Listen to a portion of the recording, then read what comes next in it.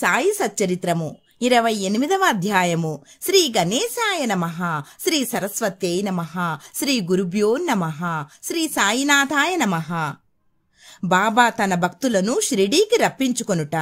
లాలా లక్ష్మీచంద్, బుర్హన్పూరు మహిళ, మేఘశ్యాముడు. బాబా తన భక్తులను షిరిడీకి రప్పించుట. శ్రీ సాయి అనంతుడు. చీమలు పురుగులు మొదలుకొని బ్రహ్మ పర్యంతము సకల జీవులందు వసించును. వారు సర్వాంతర్యామి. వేద జ్ఞానమందు ఆత్మసాక్షాత్కార విద్యయందు వారు పారంగతులు.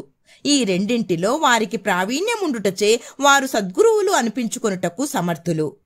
పండితులైనప్పటికీ శిష్యులనెవరైతే ప్రేరేపించి ఆత్మసాక్షాత్కారము కలిగించలేరో వారు సద్గురువులు కానేరరు. సాధారణముగా తండ్రి శరీరమును పుట్టించును, పిమ్మట చావు జీవితమును వెంబడించును. కాని సద్గురువు చావు పుట్టుకలను రెంటిని దాటింతురు. కాబట్టి వారందరికంటే దయార్ద్ర హృదయులు. సాయిబాబా అనేకసార్లు ఇట్లు నుడివిరి: నా మనుష్యుడు ఎంత దూరమున ఉన్నప్పటికీ, 1000 క్రోసుల దూరమున ఉన్నప్పటికీ పిచ్చుక కాళ్లకు దారము కట్టి ఈడ్చినట్టులా అతనిని షిరిడీకి లాగెదను.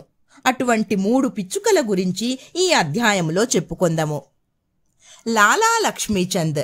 అతడు మొట్టమొదట రైల్వేలోను, అటు తర్వాత బొంబాయిలోని శ్రీ వెంకటేశ్వర ముద్రణాలయమునందును, తదుపరి ర్యాలీ బ్రదర్స్ కంపెనీలోను గుమాస్తాగా ఉద్యోగం చేసెను. 1910 సంవత్సరమున అతనికి బాబా సాంగత్యము లభించెను. శాంతాక్రజులో క్రిస్మస్ పండుగకు 1-2 మాసములకు పూర్వము స్వప్నంలో గడ్డముతోనున్న ఒక ముసలివానిని చుట్టూ భక్తులు గుంపులు గుంపులు గూడి ఉన్నట్లు చూచెను. కొన్నాళ్ల తర్వాత దాసగను కీర్తన వినుటకు తన స్నేహితుడగు దత్తాత్రేయ మంజునాథ్ బిజూర్ ఇంటికి వెళ్ళెను. కీర్తన చేయునప్పుడు దాసగను బాబా పటమును సభలో పెట్టుట ఆచారము. స్వప్నంలో చూచిన ముసలివాని ముఖలక్షణములు ఈ పటములోనున్న వానికి సరిపోయెను. కావున తాను సాయిబాబాను స్వప్నంలో చూచినట్టులా గ్రహించెను. పటము, దాసగను కీర్తన, తుకారాం జీవితము, అప్పుడు దాసగను చెబుతున్న హరికథ ఇవన్నీ మనస్సున నాటి లక్ష్మీచంద్ షిరిడీకి పోవుటకు ఉవ్విళ్ళూరుచుండెను.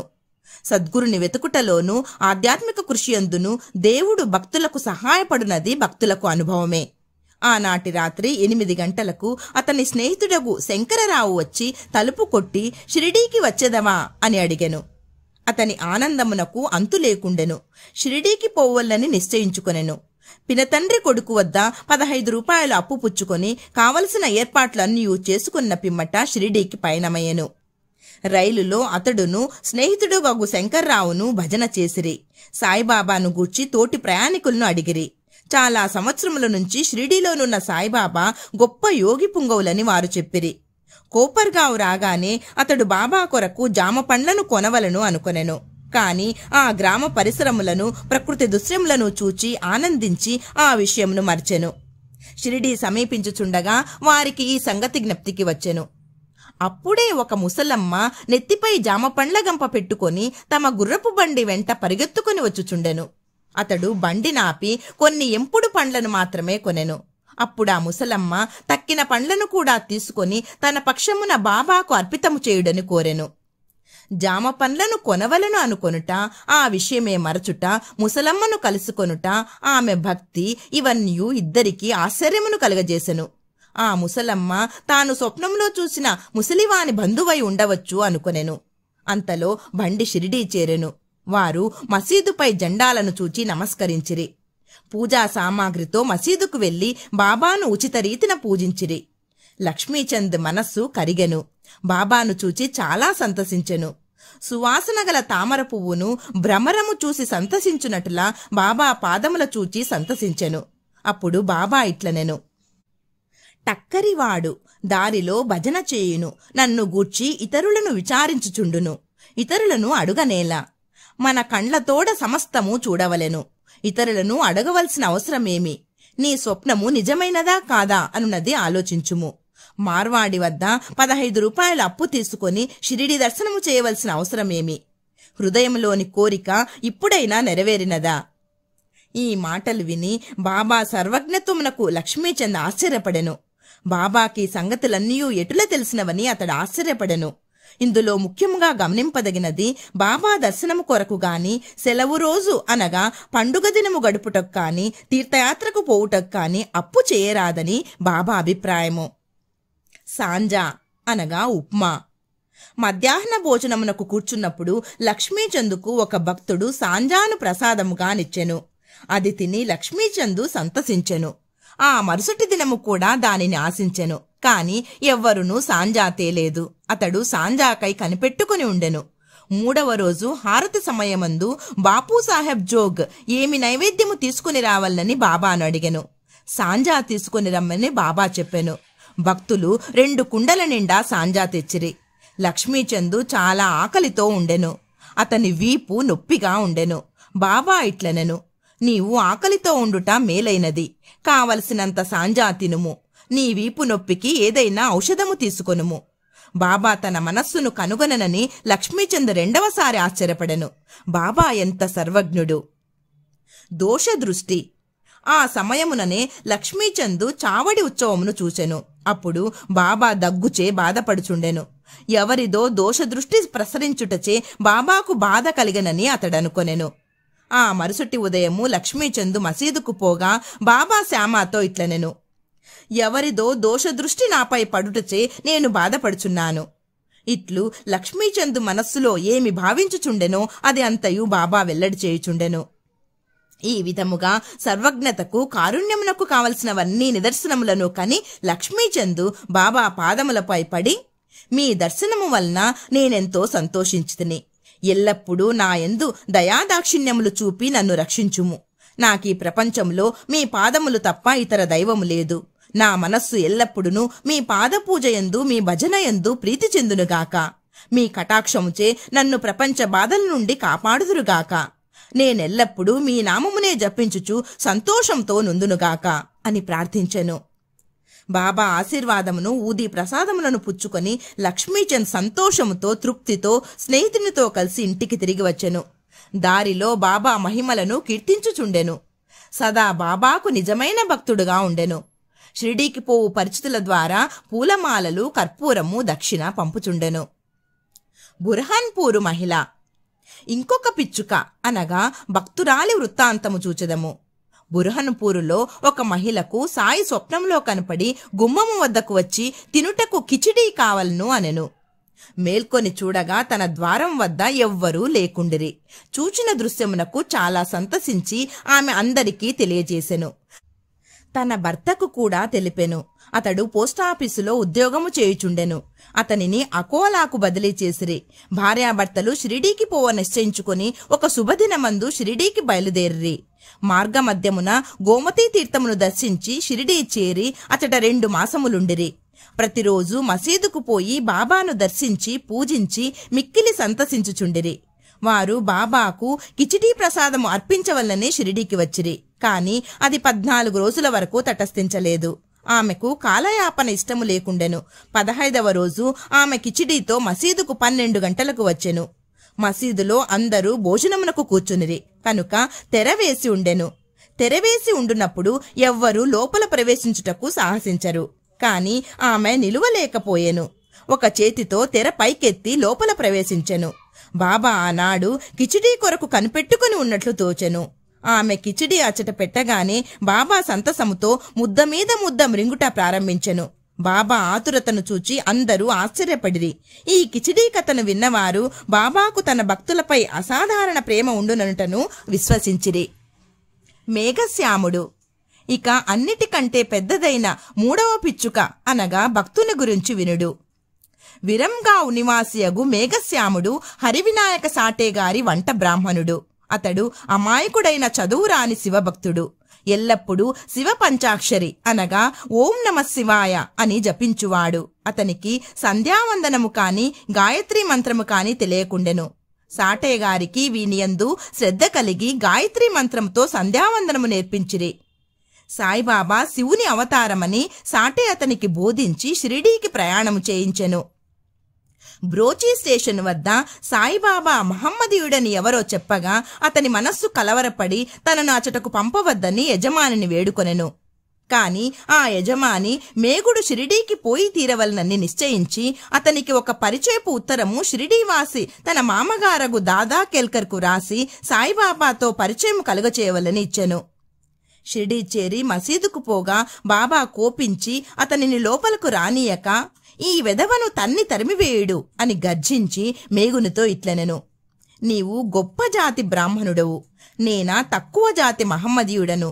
నీవిచటకు వచ్చినచో నీ కులము పోవును, కనుక వెడలిపొమ్ము. ఈ మాటలు విని మేగుడు వనకనారంభించెను. అతడు తన మనస్సులోనున్న విషయములు బాబాకు ఎట్లు తెలుసునని ఆశ్చర్యపడెను. కొన్ని దినములు అచటనే ఉండి తనకు తోచినట్లు బాబాను సేవించుచుండెను. కాని అతడు సంతృప్తి చెందలేదు. తర్వాత తన ఇంటికి పోయెను. అక్కడ నుండి త్రయంబక్ నాసిక్ జిల్లా పోయి అచట 1 సంవత్సరము 6 మాసములు ఉండెను. తిరిగి షిరిడీకి వచ్చెను. ఈసారి దాదా కేల్కర్ కల్పించుకొనుటచే అతడు మసీదులో ప్రవేశించుటకు, షిరిడీలో ఉండుటకు బాబా సమ్మతించెను. మేఘశ్యామునకు బాబా ఉపదేశము ద్వారా సహాయము చేయలేదు. అతని మనస్సులోనే మార్పు కలుగజేయుచు చాలా మేలు చేసెను. అప్పటి నుండి అతడు సాయిబాబాను శివుని అవతారముగా భావించుచుండెను. శివుని అర్చనకు బిల్వపత్రి కావలెను. మేగుడు ప్రతిరోజు మైళ్ళ కొలది నడిచి పత్రిని తెచ్చి బాబాను పూజించుచుండెను. గ్రామములోనున్న దేవతలందరినీ పూజించిన పిమ్మట మసీదుకు వచ్చి బాబా గద్దెకు నమస్కరించి పిదప బాబాను పూజించుచుండెను. కొంతసేపు వారి పాదములను ఒత్తిన పిమ్మట బాబా పాదతీర్థమును త్రాగుచుండెడివాడు. ఒకనాడు ఖండోబా మందిరము వాకిలి మూసి ఉండుటచే ఖండోబాదేవుని పూజింపక మసీదుకు వచ్చెను.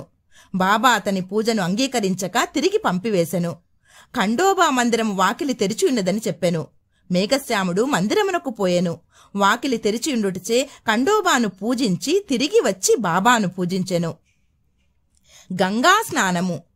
ఒక మకర సంక్రాంతి నాడు మేగుడు బాబా శరీరమునకు చందనము పూసి గంగానదీ జలముతో అభిషేకము చేయదలంచెను. బాబాకు అది ఇష్టము లేకుండెను.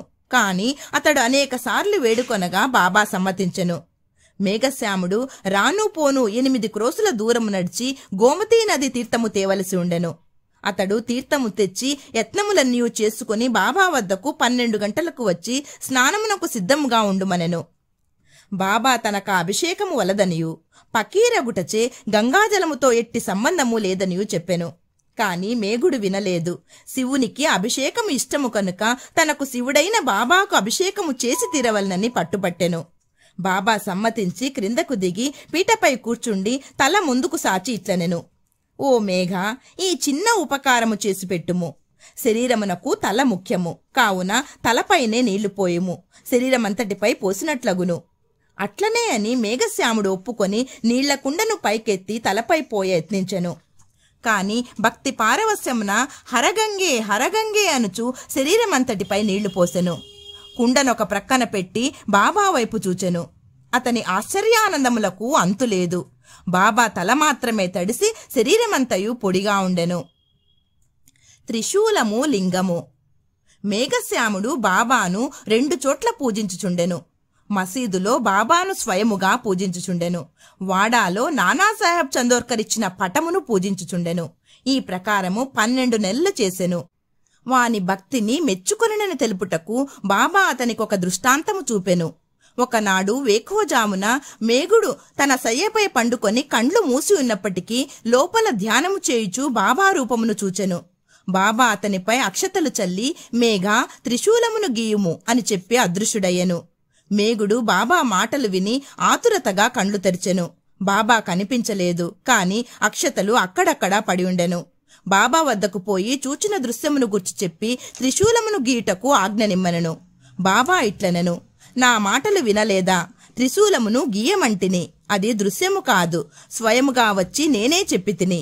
నా మాటలు పొల్లుగావు, అర్థవంతములు. మేగుడిట్లు పలికెను, మీరు నన్ను లేపినట్టులా భావించి తిని. తలుపులన్నీ వేసి ఉండటచే అది దృశ్యమనుకొంటిని. బాబా తిరిగి ఇట్లు జవాబిచ్చెను, ప్రవేశించుటకు నాకు వాకిలి అవసరము లేదు, నాకు రూపము లేదు, నేనన్ని చోట్ల నివసించుచున్నాను. ఎవరైతే నన్నే నమ్మి నా ధ్యానమునందే మునిగి ఉందురో వారి పనులన్నీ సూత్రధారినై నేనే నడిపించెదను. మేగుడు వాడాకు తిరిగి వచ్చి బాబా పటము వద్ద గోడపై త్రిశూలమును ఎర్ర రంగుతో గీసెను. ఆ మరుసటి దినము ఒక రామదాసి భక్తుడు పూనా నుంచి వచ్చి బాబాకు నమస్కరించి ఒక లింగమును సమర్పించెను. అప్పుడే మేగుడు కూడా అచటకు వచ్చెను. బాబా ఇట్లనెను, చూడు శంకరుడు వచ్చినాడు, జాగ్రత్తగా పూజించుము. మేగుడు త్రిశూలమును గీసిన వెంటనే లింగము వచ్చుట కాంచెను. అతడు ఆశ్చర్యపడుచుండగా మేఘశ్యాముడు వచ్చి బాబా తనకు లింగము కానుకగా ఇచ్చినని చూపెను. దీక్షిత్ దానిని చూచి సరిగ్గా అది తన ధ్యానములో కనపడిన దానివలేనున్నదని సంతసించెను. కొద్ది రోజులలో త్రిశూలమును వ్రాయుట పూర్తిగాగా బాబా మేఘశ్యాముడు పూజ చేయుచున్న పెద్ద పటము వద్ద లింగమును ప్రతిష్ఠించెను. మేఘశ్యామునకు శివుని పూజించుట చాలా ప్రీతి కనుక త్రిశూలమును వ్రాయించి లింగమును ప్రతిష్ఠించుట ద్వారా బాబా వాని యందుండు నమ్మకమును స్థిరపరచెను. అనేక సంవత్సరములు బాబా సేవ చేసి అనగా పూజ, మధ్యాహ్న, సాయంకాల హారతి సేవలు చేసి తుదకు 1912లో మేఘశ్యాముడు కాలమునొందెను. బాబా వాని కళేబరముపై చేతులు చాచి ఇతడు నా నిజమైన భక్తుడు అనెను. బాబా తన సొంత ఖర్చులతో బ్రాహ్మణులకు చావుభోజి ఏర్పాటు చేయమనెను. కాకాసాహెబ్ దీక్షిత్ బాబా ఆజ్ఞ నెరవేర్చెను. 28వ అధ్యాయము సంపూర్ణము. సద్గురు శ్రీ సాయినాథార్పణమస్తు. శుభం భవతు.